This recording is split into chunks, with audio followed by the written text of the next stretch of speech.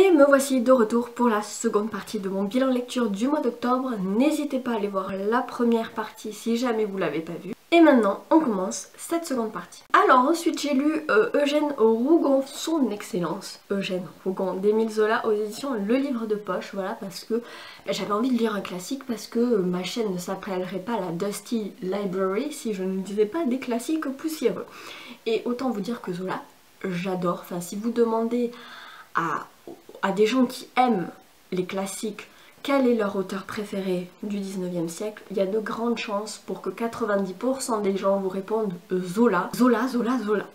Zola a écrit une espèce de saga qui s'appelle Les Rougon-Macquart, où il y a 20 livres à l'intérieur, mais qui peuvent être lus les uns indépendamment des autres.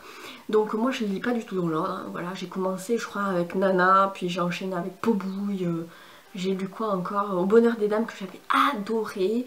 Ensuite j'ai lu L'Assommoir qui était un peu plus compliqué, un petit peu plus fastidieux. C'est mon 5e donc de Zola, Eugène Rougon, et c'est le 6e écrit dans la liste en fait. Et en fait ce que j'aime chez Zola, c'est bon, évidemment c'est l'initiateur d'un style littéraire qui s'appelle le naturalisme, avec les frères Goncourt notamment. Et en fait il a pour but de dépeindre la société du 19e siècle, plutôt parisienne, hein. Balzac lui c'est plus la province.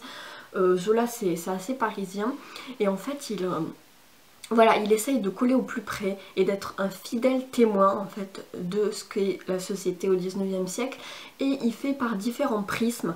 Par exemple dans Nana c'est le prisme du théâtre et de la prostitution, dans Au Bonheur des Dames c'est l'univers des grands magasins style Galerie Lafayette qui commençait à émerger à cette époque, et dans Eugène Rougon on a affaire à la vie politique.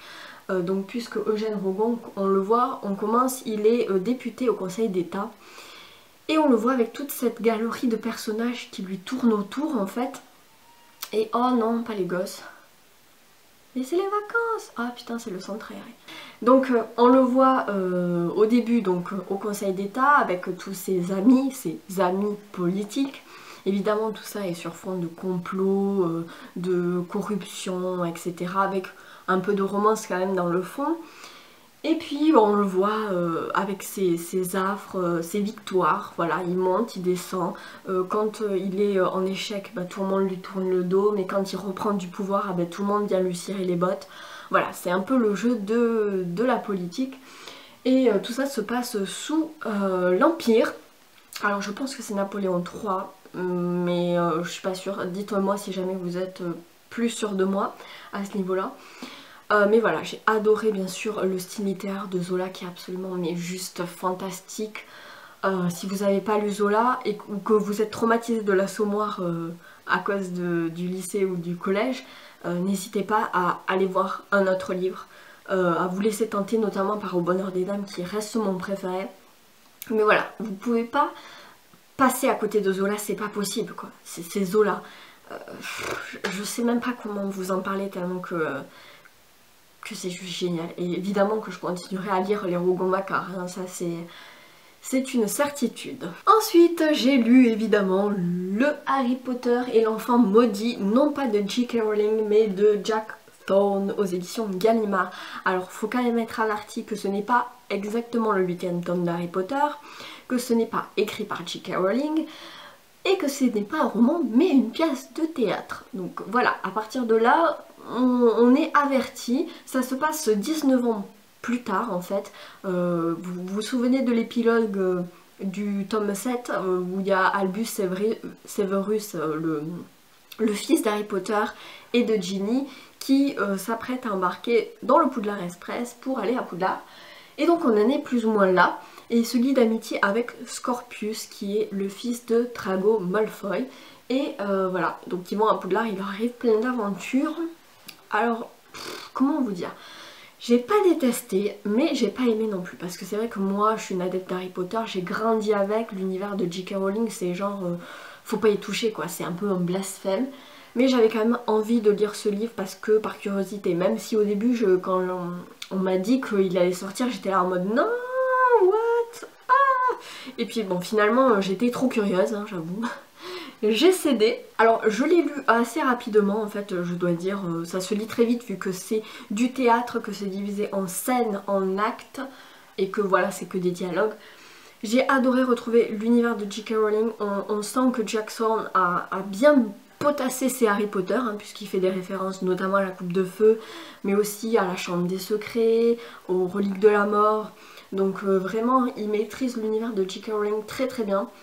Mais là où ça a pêché un petit peu pour moi, et je vous spoil rien, hein, c'est entre certains personnages. Alors autant Scorpius et Albus on les connaît pas donc il peut faire ce qu'il en veut, mais autant Harry, Ginny, Hermione, Ron, Drago, ils ont parfois des conversations, enfin des dialogues entre eux qui me semblent pas réalistes. Donc je disais avant que ma carte SD me lâche que Jackson faisait parler les personnages qu'on connaissait de manière très étrange en fait. Ils ont des dialogues entre eux qui ne correspondent pas vraiment à leur personnalité, en tout cas à ce que J.K. Rowling nous a laissé voir dans ses tomes en fait.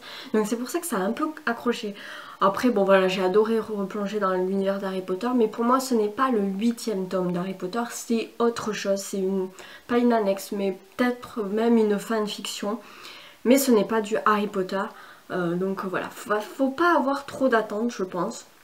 Faut être averti que c'est une pièce de théâtre, que c'est pas un roman, que c'est pas écrit par J.K. Rowling.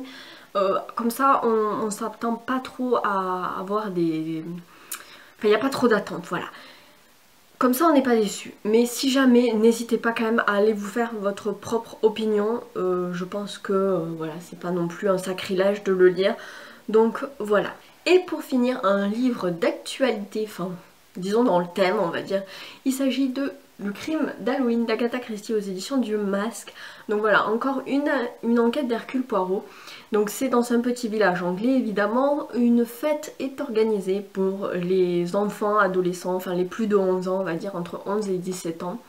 Et lors des préparatifs de cette fête, une petite fille d'une douzaine d'années qui s'appelle Joyce, raconte que, à qui veut bien entendre, qu'elle a été témoin d'un meurtre il y a quelques années et que en fait voilà, elle s'en était pas rendue compte sur le coup, mais maintenant elle est sûre qu'elle a été témoin d'un meurtre. Alors tout le monde pense qu'elle ment, qu'elle essaye de se rendre intéressante, sauf que à la fin de la soirée en fait d'Halloween, on retrouve plus la petite Joyce, alors on la cherche partout et on découvre son cadavre dans la bibliothèque. Manque de peau. Donc on fait appel à Hercule Poirot pour élucider ce meurtre et en élucidant aussi le meurtre dont elle a été potentiellement témoin. Donc voilà, toujours un Agatha Christie. Alors moi je les lis pas dans l'ordre, hein, mais celui-là était tout à fait dans le thème d'Halloween. Même si on parle pas tellement de citrouille et voilà. C'est juste que c'est un crime qui a été fait le jour de la fête d'Halloween. Donc voilà. J'ai passé un bon moment de lecture, ça reste un Agatha Christie agréable, une enquête d'Hercule Poirot comme j'aime. Donc voilà.